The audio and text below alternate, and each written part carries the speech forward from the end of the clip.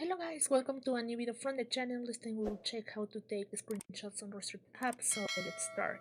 First, let's press our home button on our phone and then appears Google Assistant. Just click on the keyword and write, for example, explore.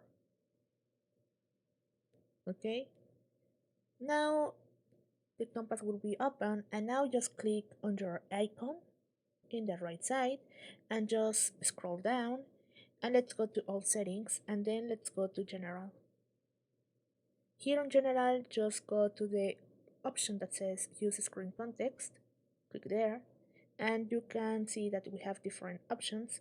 If you see, you can use the screenshot.